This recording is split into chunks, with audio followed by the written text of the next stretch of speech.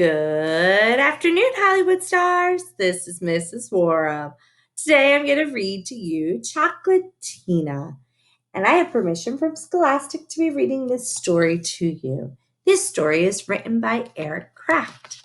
I thought we'd read Chocolatina for two reasons. One, we were in the middle of Chocolate Touch with some of our guided reading groups, and two, since Easter is right around the corner, I thought this would be a fun book to read.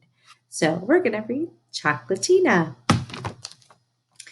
Tina loved chocolate more than anything in the world. She loved it more than birthdays, more than roller skating, and definitely more than dried fruit. Everyone called her Chocolatina.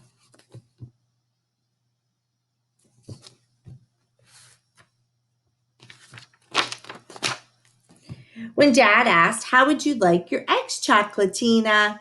Tina always said, "With a bowl of Cocoa Crunchies, please." When the lunch lady asked, "What kind of milk would you like today, Chocolatina?" Tina always picked chocolate milk. How many of you can make a personal connection right now with this story? How many of you like chocolate? You know Mrs. Woram loves chocolate as well as her coffee. All right, so let's continue reading. And when Mom said tonight we have fruit salad for dessert, Tina covered hers with, you guessed it, chocolate.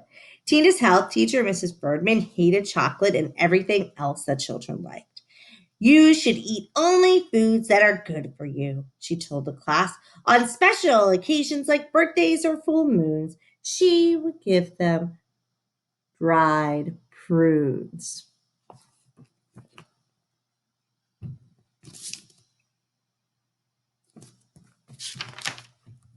Mrs. Birdman's favorite saying was, "You are what you eat."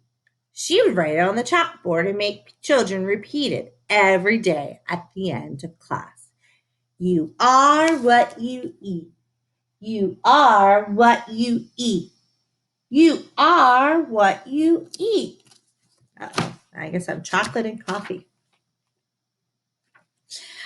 One day during this part of health class, Tina bit off a chocolate bunny's ear, then stood up and said, "I wish that was true." That night, a strange thing happened. What do you think happened to Chocolatina? Because it said a strange thing happened. What's your prediction? Make a quick prediction. All right. When Tina woke up, she felt all stiff.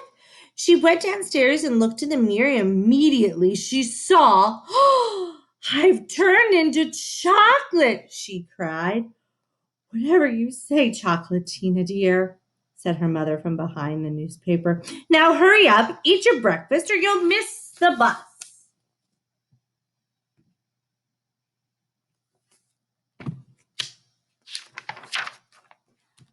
When Tina got on the bus, everyone gasped. What does the word gasp mean? Practice it. That's an example of gasp. "Do you mind if we don't sit together today, Chocolatina?" her best friend Patty asked. "My mom would ground me if I get chocolate on my new shirt."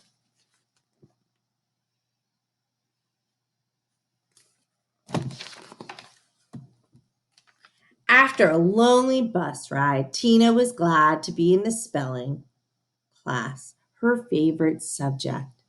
But her first word in the spelling bee was not chocolate, but cocoa. She got all flustered. She spelled it wrong.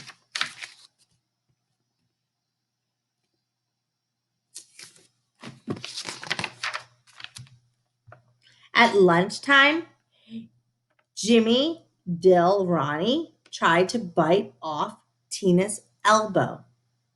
"I just wanted dessert," he told the principal. Recess was horrible. Tina was too stiff to run or jump. She had to just stand and watch everyone else have fun. Almost looks like she's melting a little bit in that picture. Would you agree? Hopefully it's not a hot, sunny day like today. Uh-oh. When it was time to go back in, her feet had melted to the hot pavement. The other children had to carry her back inside. Worst of all, it was time for health class. What did the health teacher always say? You are what you eat. Mrs. Ferdman made Tina stand at the front of the classroom. Didn't I tell you, class? What have I always said? You are what you eat, the children said. That's right. See me after class, Tina. When everyone else had left, Mrs. Ferdman began to laugh. I hope this would happen. I hope you wouldn't listen to me. I hoped you would turn into a chocolate girl. Do you know why? Why? Asked Tina, who was shaking so hard she thought she would crumble into a pile of chocolate chips.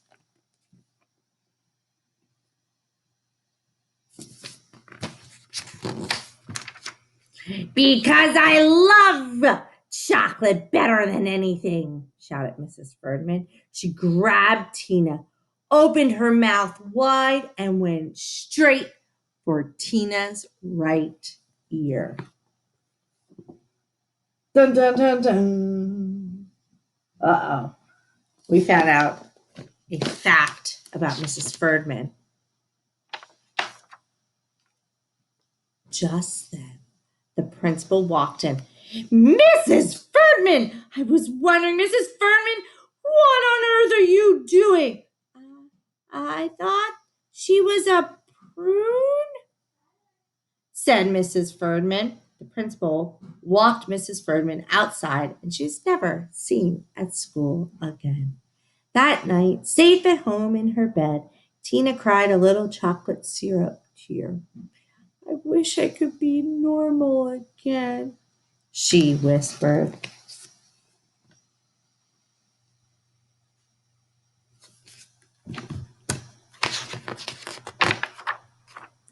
And when she woke up, that was just what she was. Hooray! She cried. I'll never eat chocolate again. Hurry up and eat your breakfast, dear, or you'll miss the bus, called Tina's mother. On the table was a giant bowl of Tina's favorite super chocolatey cereal. Do you think she ate it? She said she was never going to eat chocolate again. Did she? I'll never eat chocolate again, said Tina, starting tomorrow. And she ate it all up.